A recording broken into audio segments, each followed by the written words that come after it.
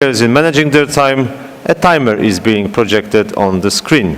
I have the honor to invite His Excellency Muhammadu Buhari of the Presidential Leadership Council of the Republic of Yemen.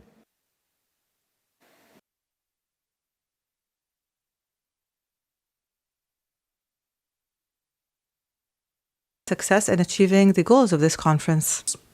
Companies and civil society to move from work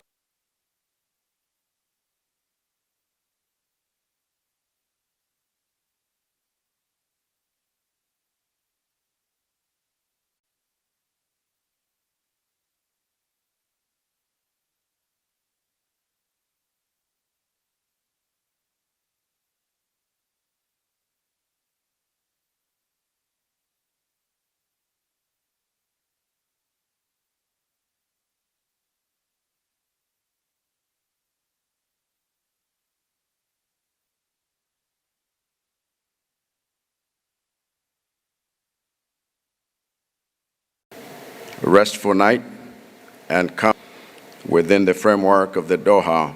Trust that you are taking advantage of side meetings, the partnerships that will make the program. Once again express utmost gratitude to His Highness. The conference shall elect from among representative officers other than the President. And other states will take place as soon as the candidature has been communicated. I now invite the most merciful, most gracious. Peace and God's blessings be upon you. Thank you. Your Excellencies, Heads of State and Government, distinguished ladies and gentlemen, I would like to start by expressing my gratitude to His Royal Highness Sheikh Tamim bin Ahmed Al Thani, Emir of State of Qatar, for inviting me to this conference and for the very warm reception and generous hospitality extended to me and my delegation since our arrival in this beautiful city of Doha. May I also extend my appreciation to the United Nations for its excellent organization of conference and its continued support of the least developed countries. Nigeria is here to show our solidarity and support to the least developed countries in their quest to achieve the Sustainable Development Goals, especially in this decade of action where no one should be left behind. The theme of this year's event, From Potential to Prosperity, is apt, considering that most of the least developed countries are faced with enormous challenges and are in need of transformative solutions to the various problems facing them. The theme is a welcome call to action to do our best to translate the huge potential of the least developed countries into prosperity. This is possible through finding sustainable solutions to the challenges of poverty, hunger, weak socio-economic and industrial infrastructure, insecurity, illicit financial flows, and perennial debt burden, inadequate health facilities, climate change, among others. Your Excellencies, ladies and gentlemen, in 2015, the world came together to endorse the 2030 Agenda for 17 Sustainable Development Goals. There was no doubt that it was highly ambitious and would require leaders around the world to be fully committed for the Sustainable Development Goals to be achieved within the projected time frame. 8 years on, the possibility of achieving the Sustainable Development Goals remains bleak for many countries, particularly the least developed countries. The difficulties in achieving the Sustainable Development Goals are numerous and further compounded by the coronavirus pandemic, the continued threat of climate change, and recently the Russian-Ukraine conflict. The least developed countries are often faced with developmental vulnerabilities and challenges that are not always of their making. These pose huge obstacles to their development efforts, hence the need for urgent and robust assistance to help unlock their potential and build socio-economic resilience. This assistance can be provided within the framework of the Doha Program of Action, which is designed to help least developed countries exit their current classification. Nigeria is also strongly committed to achieving the Sustainable Development Goals and believes that the Doha Program of Action presents a viable framework for achieving these goals.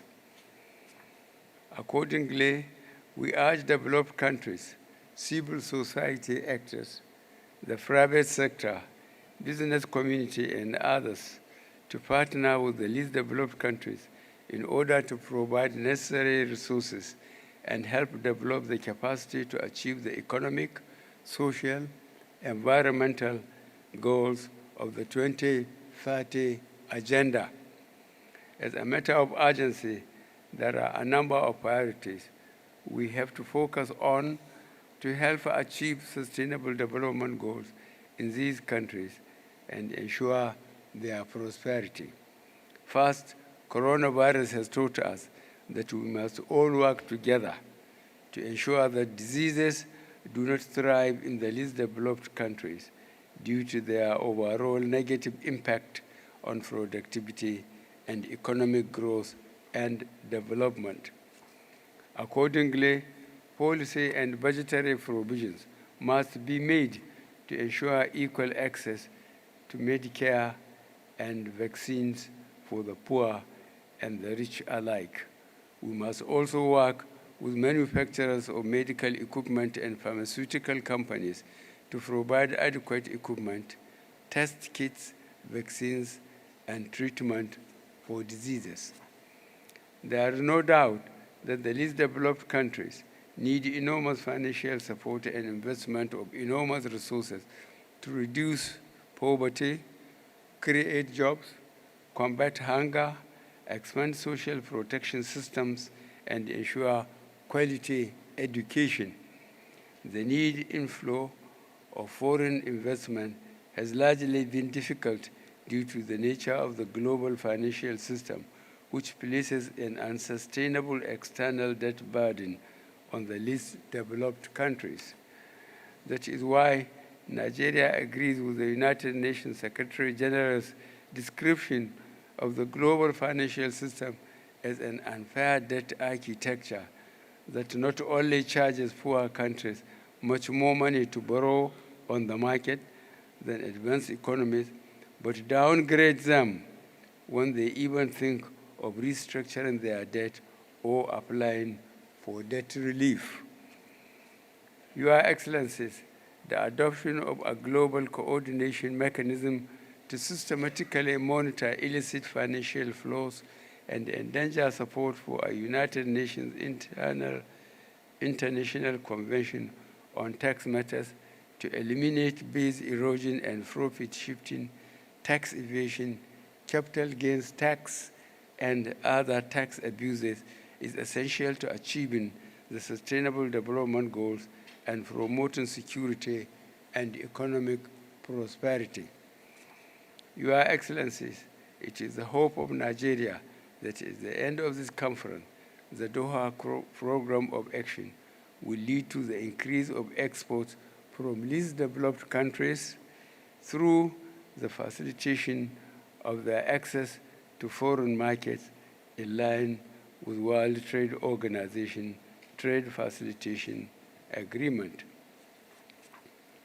Nigeria canvasses for duty-free and quota-free market access for products originating from the least developed countries to ensure their integration in regional and global value chains. Similarly, it is important to put in place modalities to facilitate transit cooperation, transfer of technologies, and access to global e-commerce platforms, as they are critical for least developed countries' integration into the regional and global value chains and communication technology services. Your Excellencies, least developed countries continue to suffer disproportionately from the effects of climate change, despite contributing the least to its causes. Deaths from climate-related crises are higher in the most vulnerable countries, with projections that there will continue to be an upward trend. Accordingly, we must prioritize cutting global emissions and work with determination to hold warming to 1.5 degrees, thereby securing our children's future. We must also commit to helping build resilience in developing countries, while also providing the needed technical as well as financial support for a just transition to renewable energy. Excellencies, we must continue to focus on how best to ensure the provision of security, education, health, and other basic services for our people in order to guarantee a prosperous future for all. I thank you for your attention.